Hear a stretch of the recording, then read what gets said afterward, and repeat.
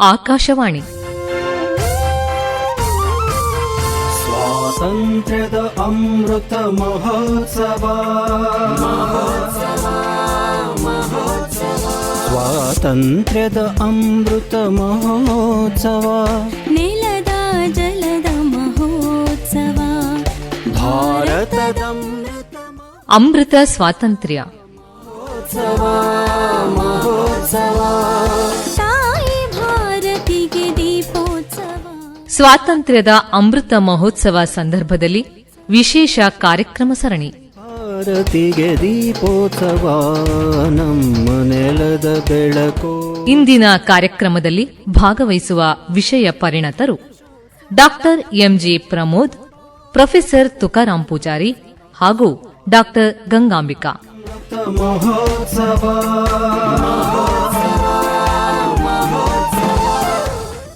ಕೇಳಿ ಅಮೃತ ಸ್ವಾತಂತ್ರ್ಯ. ಸ್ಮಿತ ಸ್ಮಿತದ ಮಹೋತ್ಸವ, 75ರ ಮಹೋತ್ಸವ. ಸ್ಮಿತ ಸ್ಮಿತ. ಇದೀಗ ದೇಶ ಸ್ವಾತಂತ್ರ್ಯದ ಅಮೃತ ಮಹೋತ್ಸವ ಸಂಭ್ರಮದಲ್ಲಿದೆ. ಈ 75 ವರ್ಷಗಳಲ್ಲಿ ಭಾರತ ಅಭೂತಪೂರ್ವ ಬೆಳವಣಿಗೆ ಕಂಡಿದೆ. ವಿಜ್ಞಾನ, ತಂತ್ರಜ್ಞಾನ, ಸಾಹಿತ್ಯ, ಕ್ರೀಡಾ ಕ್ಷೇತ್ರಗಳಲ್ಲಿ ಉತ್ತುಂಗಕ್ಕೇರಿದ ವ್ಯಕ್ತಿಗಳೆಷ್ಟೋ. ಪರಕೀಯರ ಆಡಳಿತದ ಕಪಿಮುಷ್ಟಿಯ ಹಿಡಿತಕ್ಕೆ ಸಿಲುಕಿ ನಲುಗಿದ್ದ ನಮ್ಮ ದೇಶ 1947ರ ಆಗಸ್ಟ್ 15ರಂದು ಸರ್ವ ಸ್ವತಂತ್ರವಾಯಿತು. ಈ ಅಭೂತಪೂರ್ವ ಕ್ಷಣಕ್ಕಾಗಿ ಪರಿತಪಿಸುತ್ತಿದ್ದ ಕೋಟ್ಯಂತರ ಮಂದಿ ಅಂದು ಸಂಭ್ರಮ ಉಲ್ಲಾಸಗಳಿಂದ ನಲಿದರು.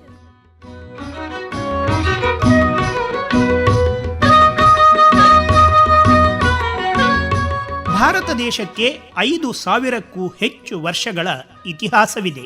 ನಮ್ಮ ದೇಶವನ್ನು ಸುಜಲಾಂ ಸುಫಲಾಂ ಮಲಯಜ ಶೀತಲಾಂ ಸಸ್ಯ ಶ್ಯಾಮಲಾಂ ಎಂದು ವಂದೇ ಮಾತರಂ ಕವಿ ಹಾಡಿ ಹೊಗಳಿದ್ದಾರೆ. ಬಹುಶಃ ಇಂತಹ ಸಮೃದ್ಧಿಯೇ ಜಗತ್ತಿನ ಇತರ ದೇಶವಾಸಿಗಳನ್ನು ಇಲ್ಲಿಗೆ ಬರುವಂತೆ ಆಕರ್ಷಿಸಿದ್ದಿರಬಹುದು. ಈ ಆಕರ್ಷಣೆಯ ಇನ್ನೊಂದು ಮುಖವಾಗಿ ವಿದೇಶಿ ಆಕ್ರಮಣಕಾರರ ದಾಳಿಗೆ ತುತ್ತಾಗಿ ಕೊನೆಗೆ ಬ್ರಿಟಿಷರ ವಸಾಹತು ರಾಷ್ಟ್ರವಾಗಿ ನಮ್ಮ ದೇಶ ನರಳಲು ಕಾರಣವಾಯಿತು. ಆದರೆ ದೇಶಾಭಿಮಾನಿಗಳ ಹೋರಾಟದ ಫಲವಾಗಿ 1947ರಲ್ಲಿ ನಮಗೆ ಸ್ವಾತಂತ್ರ್ಯ ಬಂತು. ನಮ್ಮ ಮಾತೃಭೂಮಿಯನ್ನು ಪರಕೀಯರ ದಾಸ್ಯದ ಸಂಕಲಗಳಿಂದ ಬಿಡಿಸಿಕೊಳ್ಳಲು ತಮ್ಮ ಪ್ರಾಣವನ್ನೇ ಒತ್ತೆಯಾಗಿಟ್ಟು ಹೋರಾಡಿದವರೆಷ್ಟೋ, ಅವರಲ್ಲಿ ಜೀವ ತೆತ್ತವರೆಷ್ಟೋ, ಸ್ವಾತಂತ್ರ್ಯ ಹೋರಾಟದ ರಣಕಣದಲ್ಲಿ ಮಿಂಚಿ ಮರೆಯಾದವರೆಷ್ಟೋ, ಕೆಂಡದಂತೆ ಒಳಗೆ ಉಳಿದು ಪ್ರಾಣ ತೆತ್ತವರೆಷ್ಟೋ. ಈ ಸ್ವಾತಂತ್ರ್ಯದ ಅಮೃತ ಮಹೋತ್ಸವದ ಸಂದರ್ಭದಲ್ಲಿ ಅವರನ್ನು ನೆನಪಿಸಿಕೊಳ್ಳುವುದು ನಮ್ಮೆಲ್ಲರ ಕರ್ತವ್ಯ.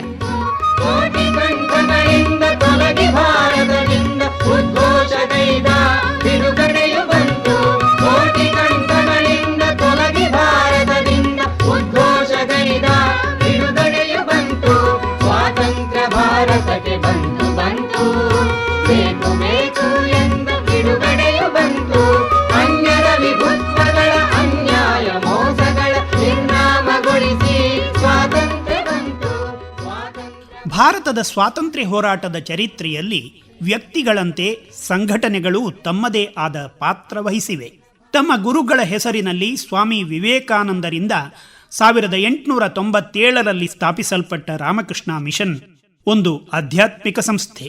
ವಿವೇಕಾನಂದರು ಸಂಸ್ಥೆ ಹಾಗೂ ಅದರ ಅನುಯಾಯಿಗಳನ್ನು ಯಾವುದೇ ರಾಜಕೀಯ ಪ್ರಲೋಭನೆಗೆ ಒಳಗಾಗದೆ ರಾಜಕೀಯ ಚಟುವಟಿಕೆಗಳಿಂದ ದೂರ ಇರುವಂತೆ ಹೇಳಿದ್ದರು. ಆದರೆ ಭಾರತ ಸ್ವಾತಂತ್ರ್ಯ ಸಂಗ್ರಾಮ ಇದಕ್ಕೆ ಹೊರತಾಗಿತ್ತು. ಈ ರಾಮಕೃಷ್ಣ ಮಿಷನ್ನ ಕಾರ್ಯ ಚಟುವಟಿಕೆಗಳ ಬಗ್ಗೆ ತಿಳಿಸುತ್ತಾರೆ ಡಾಕ್ಟರ್ ಎಂಜಿ ಪ್ರಮೋದ್.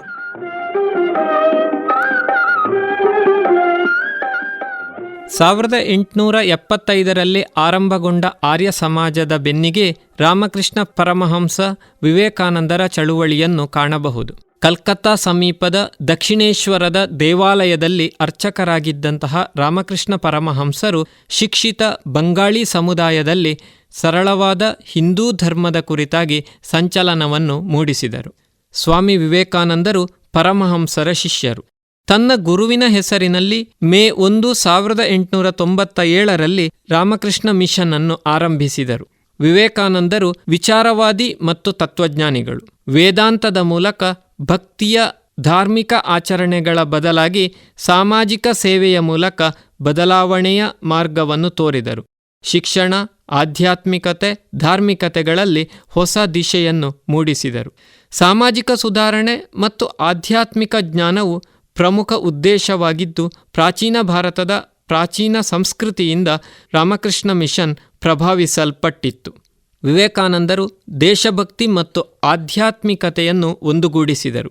ಈ ಮೂಲಕ ಭಾರತವನ್ನು ವಿಶ್ವಗುರುವಾಗಿಸಬಹುದು ಎಂಬುದಾಗಿ ನಂಬಿದ್ದರು. ಭಾರತದ ಆಧ್ಯಾತ್ಮಿಕತೆಯು ಭಾರತದ ಹಿರಿಮೆಯನ್ನು ಎತ್ತಿ ಹಿಡಿಯುತ್ತದೆ ಮತ್ತು ರಕ್ಷಿಸುತ್ತದೆ.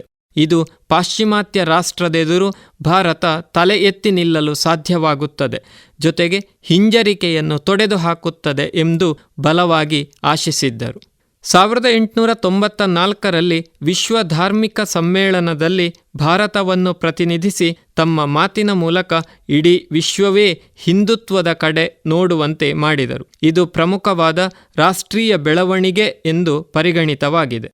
ಮಠ ಮತ್ತು ಮಿಷನ್ ಇವೆರಡು ಪ್ರಮುಖ ಸಂಘಟನೆಗಳಾಗಿದ್ದು 19ನೇ ಶತಮಾನದಲ್ಲಿ ಧಾರ್ಮಿಕ ಆಧ್ಯಾತ್ಮಿಕ ಹೋರಾಟದಲ್ಲಿ ಪೂರ್ಣವಾಗಿ ತನ್ನನ್ನು ತೊಡಗಿಸಿಕೊಂಡಿತು. ಇದು ಮುಂದಿನ ವಸಾಹತುಶಾಹಿ ವಿರೋಧಿ ರಾಷ್ಟ್ರೀಯ ಹೋರಾಟಕ್ಕೂ ಉತ್ತೇಜನೆಯನ್ನು ನೀಡಿತು.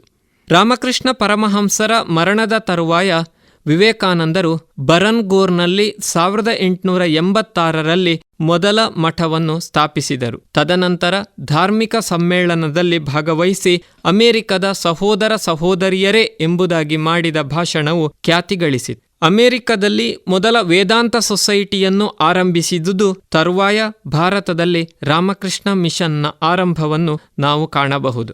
ಸಮಾಜದಲ್ಲಿದ್ದ ಕೆಟ್ಟ ಪದ್ಧತಿಗಳು, ಸಾಮಾಜಿಕ ಧಾರ್ಮಿಕ ಅನಿಷ್ಟಗಳು ಸಮಾಜವನ್ನು ದುರ್ಬಲಗೊಳಿಸುತ್ತವೆ ಎಂಬುದಾಗಿ ವಿವೇಕಾನಂದರು ಭಾವಿಸಿದ್ದರು. ಅವರ ಪ್ರಕಾರ ರಾಷ್ಟ್ರೀಯತೆಯು 4 ಪ್ರಮುಖ ಅಂಶಗಳ ಮೇಲೆ ನಿಂತಿದೆ: ಸಾಮಾನ್ಯ ಆಧ್ಯಾತ್ಮಿಕ ಪ್ರಜ್ಞೆ ಮತ್ತು ಯೋಚನೆಗಳು, ಇವುಗಳ ತಳಹದಿಯಲ್ಲಿ ಸಾಮಾನ್ಯ ಭೌತಿಕ ಮತ್ತು ನೈತಿಕ ಏಕತೆಯ ಬೆಳವಣಿಗೆಯಾಗುವುದು ಮತ್ತು ಭಾರತದ ಪ್ರಾಚೀನ ವೈಭವ ಹಾಗೂ ಶ್ರೇಷ್ಠತೆಯ ಪ್ರಜ್ಞೆ ಉಗಮಗೊಳ್ಳುವುದು ಎಂಬುದಾಗಿ ಭಾವಿಸಿದ್ದರು. ವಿವೇಕಾನಂದರು ಸ್ವದೇಶಿ ಸಂತ ಎನ್ನುವ ನಾಮದೊಂದಿಗೆ ದೇಶಪ್ರೇಮಿಗಳಿಗೆ, ರಾಷ್ಟ್ರೀಯತಾ ಹೋರಾಟಗಾರರಿಗೆ ಪ್ರೇರಕರಾದರು. ಜೀವನದ ಗುರಿ ದೇವರ ಸಾಕ್ಷಾತ್ಕಾರ, ಬ್ರಹ್ಮ ಸರ್ವಾಂತರ್ಯಾಮಿ, ಆತ್ಮ ನಿಜವಾದುದು ಮತ್ತು ಎಲ್ಲ ಸಂತೋಷಗಳಿಗೂ ಮೂಲವಾದುದು ಎಂಬುದಾಗಿ ವಿವೇಕಾನಂದರು ನಂಬಿದ್ದರು.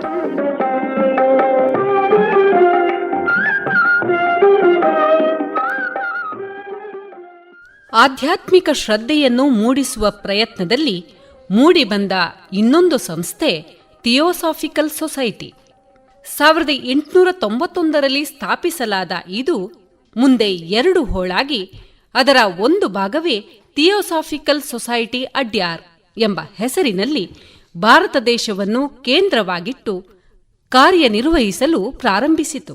ಇದರ ನೇತೃತ್ವವನ್ನು ಆಲ್ಕಾಟ್ ಹಾಗೂ ಅನ್ನಿ ಬೆಸೆಂಟ್ ವಹಿಸಿದ್ದರು. ಅನ್ನಿ ಬೆಸೆಂಟ್ ಭಾರತೀಯ ರಾಷ್ಟ್ರೀಯ ಕಾಂಗ್ರೆಸ್ನ ಪ್ರಮುಖ ಕಾರ್ಯಕರ್ತರಾಗಿ ದೇಶದ ಸ್ವಾತಂತ್ರ್ಯ ಚಳುವಳಿಯಲ್ಲಿ ಮುಂಚೂಣಿಯಲ್ಲಿದ್ದ ಮಹಿಳೆ. ಥಿಯೋಸಾಫಿಕಲ್ ಸೊಸೈಟಿಯ ಬಗ್ಗೆ ಇದೀಗ ಡಾಕ್ಟರ್ ಪ್ರಮೋದ್.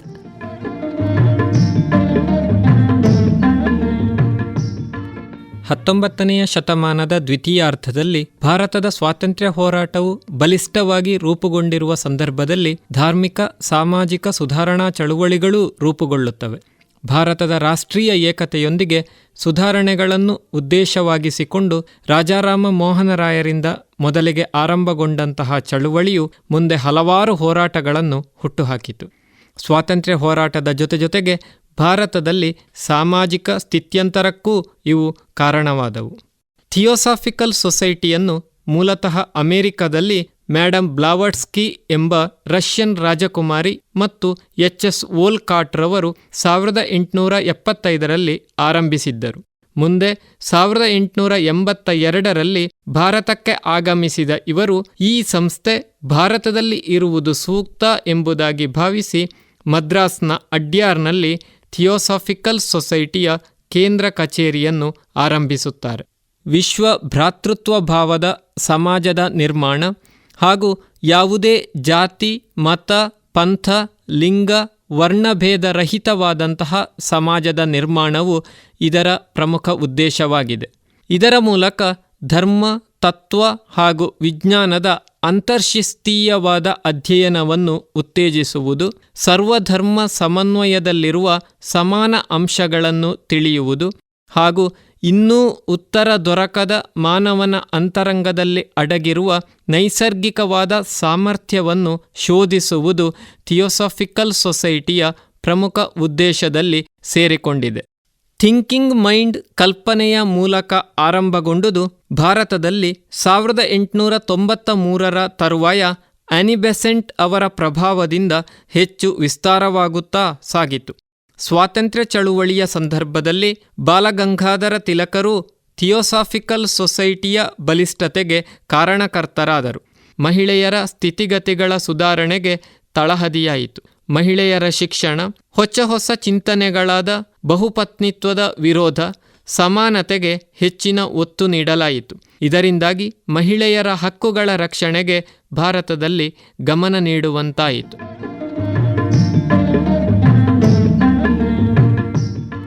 1892ರ ಇಂಡಿಯಾ ಕೌನ್ಸಿಲ್ ಆಕ್ಟ್ನ ಬಗ್ಗೆ ಡಾಕ್ಟರ್ ಗಂಗಾಂಬಿಕಾ ಅವರು ವಿವರವಾಗಿ ತಿಳಿಸುತ್ತಾರೆ.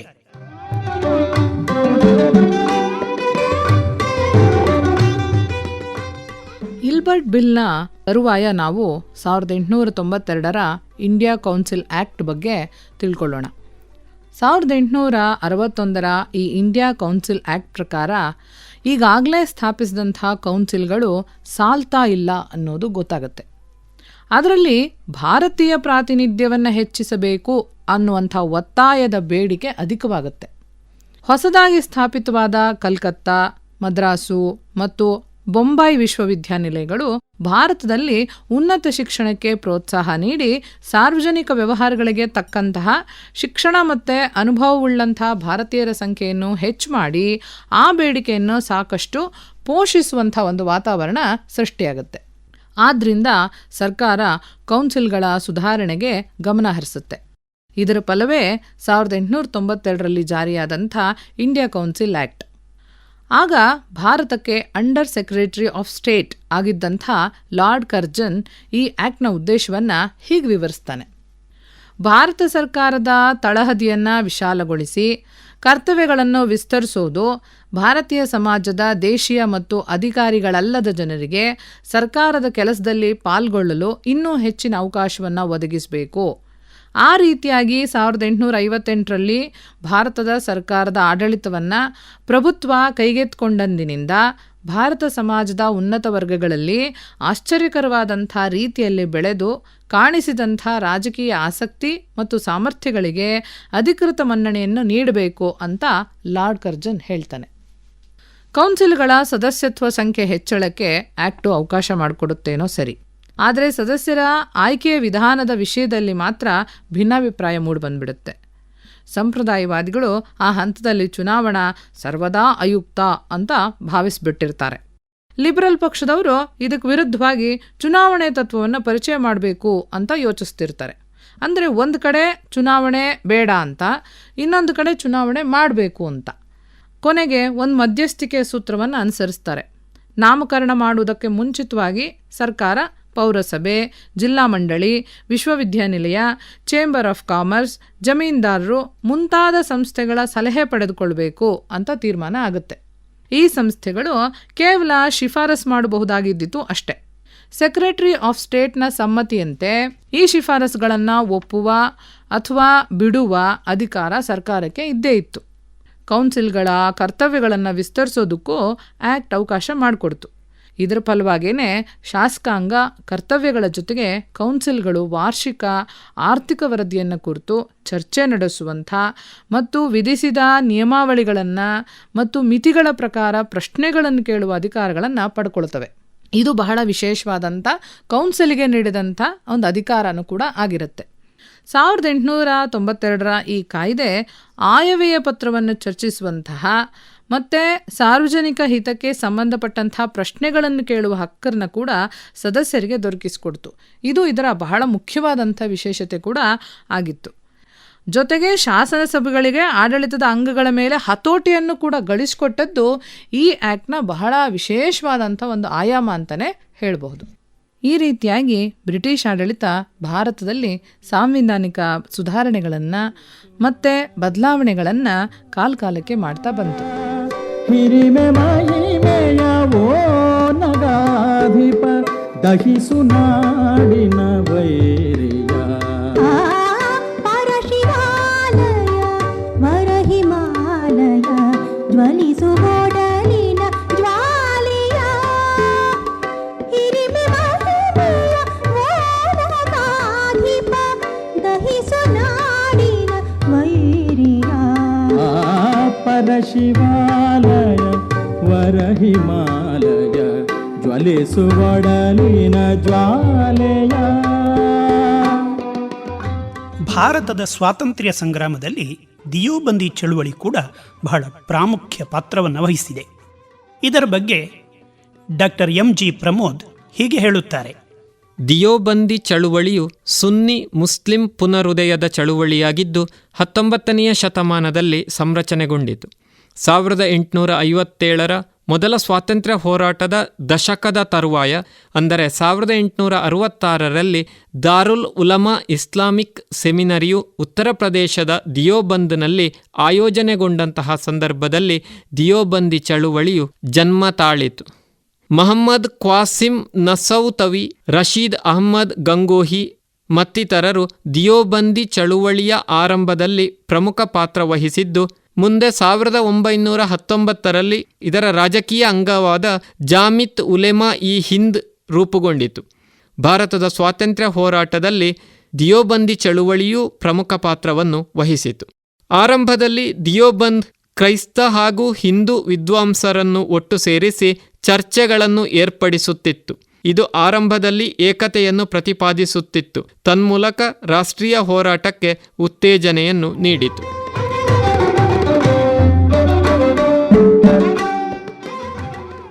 ಭಾರತದ ಕರಾವಳಿಯ ತೀರ ಶತಮಾನಗಳಿಂದಲೇ ವಿದೇಶಿಯರು ಭೇಟಿ ನೀಡುತ್ತಿದ್ದ ಪ್ರದೇಶ. ಜಲಮಾರ್ಗವೇ ಪ್ರಯಾಣದ ಸುಲಭ ಸಾಧನವಾಗಿದ್ದ ಕಾಲಕ್ಕೆ ಕಡಲ ತಡಿಯಲ್ಲಿ ವ್ಯಾಪಾರಕ್ಕಾಗಿ ಬಂದ ವಿದೇಶೀಯರು ಅನೇಕ. ಯುರೋಪ್ ಖಂಡದ ಅಂತಹ ಪ್ರವಾಸಿ ಹಡಗೊಂದರ ಕರಾವಳಿಯ ಭೇಟಿಯೊಂದು ಮುಂದೆ ಇಡೀ ಭರತಖಂಡವನ್ನು ಯುರೋಪಿಯನ್ನರ ವಸಾಹತು ರಾಷ್ಟ್ರವನ್ನಾಗಿ ಪರಿವರ್ತಿಸಿತು. ಇಂತಹ ಕರಾವಳಿಯ ಉದ್ದಗಲಕ್ಕೂ ಹಲವಾರು ಚಿಕ್ಕ ಚಿಕ್ಕ ರಾಜಮನೆತನಗಳು ಆಡಳಿತ ನಡೆಸುತ್ತಾ ಬಂದಿದ್ದವು. ಅದರಲ್ಲಿ ಉಳ್ಳಾಲದ ಚೌಟ ಮನೆತನವೂ ಒಂದು. ಈ ರಾಜಮನೆತನದ ರಾಣಿ ಅಬ್ಬಕ್ಕ ಯುರೋಪಿಯನ್ನರ ಆಕ್ರಮಣವನ್ನು ಸಮರ್ಥವಾಗಿ ಎದುರಿಸಿ ಹಿಮ್ಮೆಟ್ಟಿಸಿದ ಕೆಚ್ಚೆದೆಯ ಮಹಿಳೆ. ಭಾರತ ಸ್ವಾತಂತ್ರ್ಯ ಹೋರಾಟದ ಇತಿಹಾಸದಲ್ಲಿ ತನ್ನ ಪುಟ್ಟ ಸಾಮ್ರಾಜ್ಯವನ್ನು ಸಂರಕ್ಷಿಸುವ ನಿಟ್ಟಿನಲ್ಲಿ ಆಕೆ ತೋರಿದ ಧೈರ್ಯ, ಸಾಹಸ ಅಭೂತಪೂರ್ವ.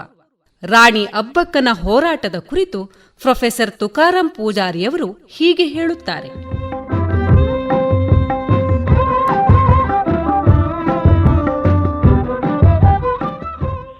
ಹದಿನೈದು 16ನೇ ಶತಮಾನದ ಹೊತ್ತಿಗೆ ತುಳುನಾಡಿನಲ್ಲಿ ಸುಮಾರು 10-14 ಸುಂದರಸರುಗಳು ಬೇರೆ ಬೇರೆ ಪ್ರಾಂತ್ಯಗಳಲ್ಲಿ ತಮ್ಮ ಆಡಳಿತವನ್ನು ನಡೆಸ್ತಾ ಇದ್ರು. ಅದು ಬಂಗಾಡಿಯ ಬಂಗರಸರಿರ್ಬೋದು, ತುರಾಲಿನ ತೋಳಹಾರರಿರ್ಬೋದು, ಕಾರ್ಕಳದ ಬೈರರಸರು, ಪುತ್ತಿಗೆಯ ಚೌಟರು, ಹೀಗೆ. ಇಲ್ಲಿ ಪ್ರಧಾನವಾಗಿ ನಾವು ಉಲ್ಲೇಖ ಮಾಡುವಂತಹದ್ದು ಬಂಗಾಡಿಯ ಬಂಗರಸರನ್ನು ಮತ್ತೆ ನಮ್ಮ ಉಳ್ಳಾಳ, ಪುತ್ತಿಗೆ ಹಾಗೆಯೇ ಮೂಡುಬಿದ್ರೆಯನ್ನು ಕೇಂದ್ರವಾಗಿಟ್ಟುಕೊಂಡು ಆಡಳಿತ ನಡೆಸಿರ್ತಕ್ಕಂತಹ ಚೌಟ ಮನೆತನವನ್ನು. ತುಳುನಾಡಿಗೆ ಸಂಬಂಧಪಟ್ಟ ಹಾಗೆ ವಿಶೇಷವಾದ ಅಧ್ಯಯನವನ್ನು ನಡೆಸಿರ್ತಕ್ಕಂಥ ತುಳುನಾಡಿನ ಒಬ್ಬ ದೊಡ್ಡ ವಿದ್ವಾಂಸ ಡಾಕ್ಟರ್ ಸೂರ್ಯನಾಥ್ ಕಾಮತರು ಒಂದು ಮಾತು ಹೇಳ್ತಾರೆ. 1588ರ ಹೊತ್ತಿಗೆ ಬ್ರಿಟನ್ನಿನ ಮೊದಲನೆಯ ಎಲಿಜಬೆತ್ ಸ್ಪೇನ್ ಅನ್ನು ಸಂಪೂರ್ಣವಾಗಿ ಸೋಲಿಸಿ ಅಂತಾರಾಷ್ಟ್ರೀಯ ಮಟ್ಟದಲ್ಲಿ ಹೆಸರು ಮಾಡಿದರೆ 1618ರಲ್ಲಿ ಅದೇ ಸ್ಪೇನ್ ಅನ್ನು ಸಂಪೂರ್ಣವಾಗಿ ಸೋಲಿಸಿ ಜಗತ್ತಿನಾದ್ಯಂತ ಖ್ಯಾತಿಗೆ ಪಾತ್ರರಾದವಳು ನಮ್ಮ ರಾಣಿ ಅಬ್ಬಕ್ಕ. ಈಗ 1588ರಲ್ಲಿ ಎಲಿಜಬೆತ್ ಸ್ಪೇನ್ ಅನ್ನು ಸೋಲಿಸಿದ್ರೆ 1618ರಲ್ಲಿ ರಾಣಿ ಅಬ್ಬಕ್ಕ ಉಳ್ಳಾಳದಂತಹ ಒಂದು ಸಣ್ಣ ಪ್ರಾಂತ್ಯದ ಒಡತೆಯಾಗಿದ್ದುಕೊಂಡು ಅವರನ್ನು ಸೋಲಿಸಿರುವಂತದ್ದು ಸಾಧಾರಣದ ವಿಚಾರ ಅಲ್ಲ ಇದು. ಈ ರೀತಿಯ ಒಂದು ಎದೆಗಾರಿಕೆಯನ್ನು ತೋರಿರ್ತಕ್ಕಂಥ ಆ ರಾಣಿ ಅಬ್ಬಕ್ಕ ಅಂತಂದ್ರೆ ನಮ್ಮ ತುಳುವರ ಹೆಮ್ಮೆ ಅಂತ ಹೇಳಲೇಬೇಕಾಗ್ತದೆ. ಉಳ್ಳಾಲವನ್ನು ಸುಟ್ಟು ಹಾಕುವಿರಾ? ನಿಮ್ಮ ಬೆದರಿಕೆಗೆ ಬಗ್ಗುವಷ್ಟು ಬಡವಾಗಿಲ್ಲ ಈ ತೌಳವರ ಕೆಚ್ಚು. ನಮ್ಮ ದೇಹದಲ್ಲಿ ಹರಿಯುತ್ತಿರುವುದು ಸ್ವಾಭಿಮಾನದ ರಕ್ತ. ನಮ್ಮ ಅವಸಾನವು ಸೋಮನಾಥನ ಇಚ್ಛೆಯಾಗಿದ್ದರೆ ನಿಮ್ಮಂತ ದ್ರೋಹಿಗಳಿಗೆ ದಾಸರಾಗುವ ಬದಲು ನಮ್ಮ ಕೊನೆ ಉಸಿರೇ ತೌಳವದ ಕೀರ್ತಿಗೆ ಕಲಶವಾಗಲಿ. ಡಾನ್ ಮಸ್ಕರೇನ್ಯ, ಹೋರಾಡಿ ಹೋರಾಡಿ. ನಾಳೆಯೇ 4 ಬೆಟಾಲಿಯನ್ ಸೈನಿಕರು ಉಳ್ಳಾಲವನ್ನು ಮುಚ್ಚಿ ಈ ಮರದ ಕೋಟೆಯನ್ನು ಸುಟ್ಟು ಬೂದಿ ಮಾಡಲಿ, ಬೂದಿ ಮಾಡಲಿ.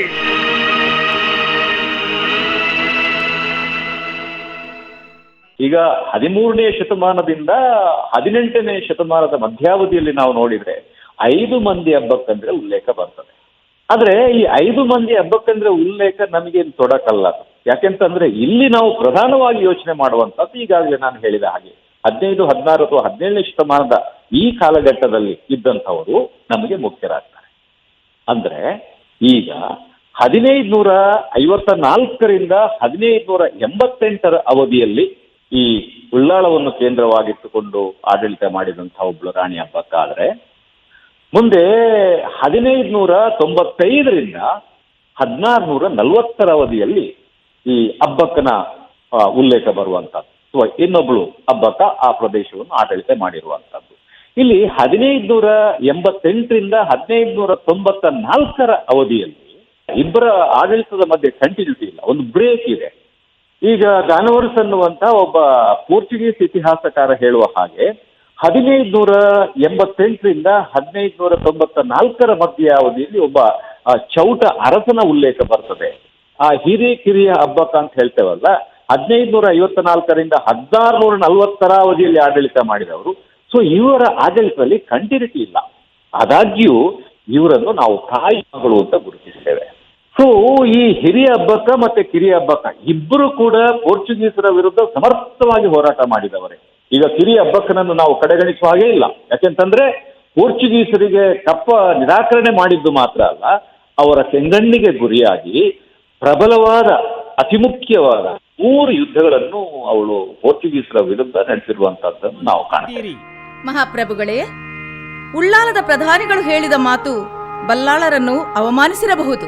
ಆದರೆ ಆ ದುಷ್ಟರಿಗೆ ಸುಂಕ ಕೊಡಲೊಪ್ಪಿ ನಾಡ ಗೌರವವನ್ನು ಮಣ್ಣು ಪಾಲು ಮಾಡುವುದು ಖಂಡಿತ ಗೌರವವೆನಿಸದು. ಗೌರವವೆನಿಸದು. ಈ ನಾಡಿನ ಸೌಭಾಗ್ಯವನ್ನು ಸುಟ್ಟು ಹಾಕಿ ಸಹಸ್ರಾರು ಪ್ರಜೆಗಳ ಮಾರಣ ಹೋಮವಾಗಲಿ ಎನ್ನುತ್ತಾರೆ ನಮ್ಮ ಮಹಾರಾಣಿಯವರು. ಕಾಮರಾಯ, ಇದು ರಾಣಿ ಅಬ್ಬಕ್ಕಳ ಅತೀವ ಕೋಪಕ್ಕೆ ಕಾರಣವಾಗಿದೆ. ಅಂತಹ ಸಂದರ್ಭದಲ್ಲಿ ಈ ಪೋರ್ಚುಗೀಸರ ವಿರುದ್ಧ ತಾನು ಹೋರಾಡುವಂತಹ ನಿರ್ಧಾರವನ್ನು ಮಾಡುವಂತಹದ್ದು ಈ ರಾಣಿ ಅಬ್ಬಕ್ಕ. ಇಂತಹ ರಾಣಿ ಅಬ್ಬಕ್ಕನನ್ನು ಕೇವಲ ನೆನಪಿಸಿಕೊಳ್ಳುವ ಕೆಲಸವನ್ನು ನಾವು ಮಾಡುವುದಿಲ್ಲ, ಪ್ರಾತಸ್ಮರಣೀಯಳು ಇವಳು ಅಂತ ನಾನು ಭಾವಿಸ್ತೇನೆ. ಯಾಕೆಂತಂದ್ರೆ ಇವತ್ತು ನಮ್ಮ ರಾಷ್ಟ್ರಾದ್ಯಂತ ಅನೇಕ ಸ್ವಾತಂತ್ರ್ಯ ಹೋರಾಟಗಾರರು ಅಗೋಚರವಾಗಿ ಎಲೆಮರೆ ಕಾಯಿಯಂತೆ ಅನೇಕರು ಹೋರಾಟ ಮಾಡಿರ್ಬೋದು. ಆದರೆ ಇವರೆಲ್ಲರಿಗೂ ಕಳಶಪ್ರಾಯವಾಗಿರುವಂತಹಳು ನಮ್ಮ ರಾಣಿ ಅಬ್ಬಕ್ಕ ಅನ್ನುವಂಥದ್ದಲ್ಲಿ 2 ಮಾತು ಇಲ್ಲ. ಸುಟ್ಟು ಬಿಡಿರಿ ಪೋರ್ಚುಗೀಸರ ನೌಕೆಗಳನ್ನು, ಸುಟ್ಟು ಧ್ವಂಸ ಮಾಡಿ ನಾಡನ್ನು ಸ್ವತಂತ್ರಗೊಳಿಸಿ ತೌಳವರ ಧ್ವಜ ಹಾರಿಸಿ. ಮಹಾರಾಣಿ, ತಾವು ದಣಿದಿದ್ದೀರಿ, ಈಗ ನೀವು ವಿಶ್ರಾಂತಿ ಪಡೆಯಿರಿ. ನಾನು ಕಾಪಾಡಿಕೊಂಡು ಬಂದ ತೌಳವದ ಮಾನ ಉಳಿಸು ತಂದೆ ಸೋಮನಾಥ.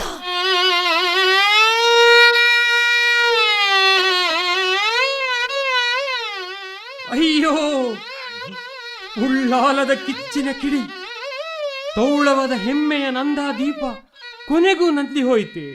ಅಯ್ಯೋ ತಾಯಿ, ನಿಜ, ನೀನು ಕೇವಲ ರಾಣಿಯಲ್ಲ, ನಾಡಿನ ಆತ್ಮ ಗೌರವವನ್ನ ಎತ್ತಿ ಹಿಡಿದವಳು.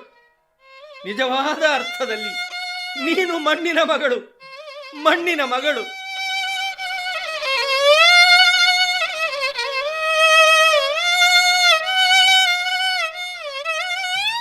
ದೇಶದ ಸ್ವಾತಂತ್ರ್ಯದ ಅಮೃತ ಮಹೋತ್ಸವದ ಈ ಸಂದರ್ಭದಲ್ಲಿ ಸ್ವಾತಂತ್ರ್ಯ ಗಳಿಸಿಕೊಟ್ಟ ಅಗಣಿತ ತಾರಾಗಣಗಳ ಅಪಾರ ಶ್ರಮ, ಅಸಾಮಾನ್ಯ ಧೈರ್ಯ, ದೇಶನಿಷ್ಠೆ ಇವುಗಳನ್ನು ಮೆಲುಕು ಹಾಕುವುದು ನಿಮ್ಮೆಲ್ಲರ ಕರ್ತವ್ಯ. ಸ್ವಾತಂತ್ರ್ಯ ಹೋರಾಟ ಮಾಲೆಯ ಬಿಡಿ ಹೂಗಳ ಪರಿಮಳವನ್ನು ಆಸ್ವಾದಿಸುತ್ತಾ, ಆ ಮಾಲೆ ಕಟ್ಟುವ ಹಿಂದಿನ ಶ್ರಮವನ್ನು ನೆನಪು ಮಾಡುತ್ತಾ, ಅಲ್ಲಿ ಅಮರರಾದವರನ್ನ ಮತ್ತೊಮ್ಮೆ ನೆನಪಿಸಿಕೊಳ್ಳೋಣ. ಮಗದೊಮ್ಮೆ ಹೇಳೋಣ, ವಂದೇ ಮಾತರಂ. वीरों का कैसा हो बसंत, वीरों का वीरों का वीरों का कैसा हो बसंत, वीरों का वीरों का. ಇವತ್ತಿನ ಅಮೃತ ಸ್ವಾತಂತ್ರ್ಯದ ಈ ಸಂಚಿಕೆ ಇಲ್ಲಿಗೆ ಮುಗಿಯಿತು.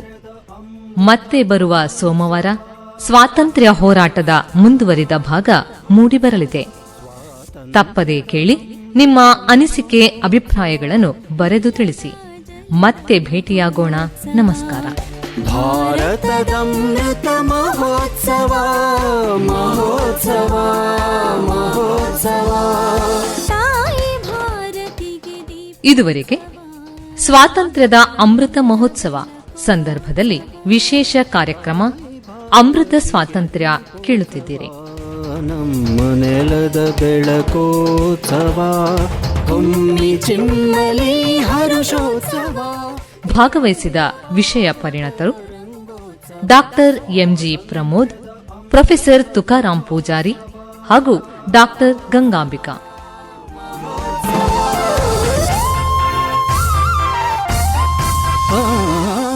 ನಿರೂಪಣೆ ಮಂಜುಳಾ ಸುಬ್ರಹ್ಮಣ್ಯ ಹಾಗೂ ಪಿಎಸ್ ಸೂರ್ಯನಾರಾಯಣ ಭಟ್.